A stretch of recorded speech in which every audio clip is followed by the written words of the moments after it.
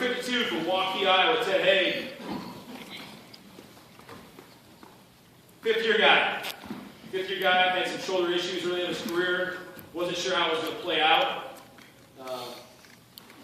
Was the earliest commitment I ever received. He came down with his dad one day. I was calling and begging him to visit, and all of a sudden he's like, "Yo, I'm coming on Tuesday at 4. Okay, you want to visit campus? No, I just want to talk to you. You're my dad. Okay? What else do you want to see? Nothing. I just want to sit down and talk. Okay. And anybody that knows Ted, this is pretty active. You can imagine this recruiting with him. And then Dede's in the background going, "Can I come? Can I come? Can I come?" Ryan teacher.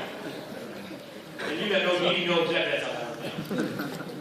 So anyways, he comes down, he sits down in my office, and kind of looks at me, very intense, very focused, and was basically asking some very specific questions. I think it was us at Central maybe, kind of knew what he wanted to be.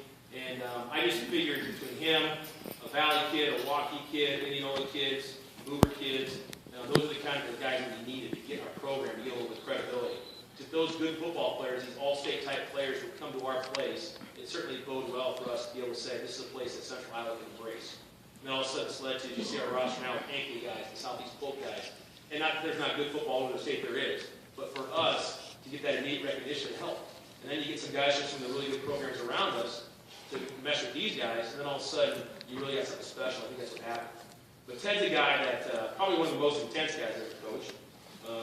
Certainly a leader in the weight room, and probably the most football-oriented guy I've ever been around, as far as watching film preparation-wise. 2 or 3 different times alone this season, we'd be in a film room, and he'd be like, "Yeah, what about doing this? How about checking that?" And, yeah, that sounds great. I didn't think of that. And so, I have a lot of respect for him as far as how he approached the game. I have a lot of respect for how hard he played. And I really probably have, more than anything else, the most respect I have for the kid is the way that he kind of changed his leadership ability. And he went from a guy that kind of wanted everybody to do it this way to a guy that really got everybody else to do it the right way. And I think if you asked him on the side, he said that's probably something he's most proud of too. As a leader, I think if he ends up in the coaching world, he'll be a great coach. His only problem will be that he'll want kids to be great, and that frustration of kids not wanting to be great will settle real quick, and that's kind of coaching. You always want more for the kids than sometimes they can see for themselves. But he's one of those kids that I probably couldn't see as much for him as he saw for himself. That's really attributed to him and his upbringing. Great family. Tough kid, played hard, and that picture kind of says it all. There's no tackle going on, there's nothing special. It's just you lined up, ready to play. And that's him in a nutshell. And a great kid, somebody that will miss as a leader on defense. But certainly somebody, I've talked to some of our younger guys, Mike Avon, some of those guys, certainly you can look at him and say, okay, if that's the way to do it like he did it. And I think he'd be all right. So, that ain't.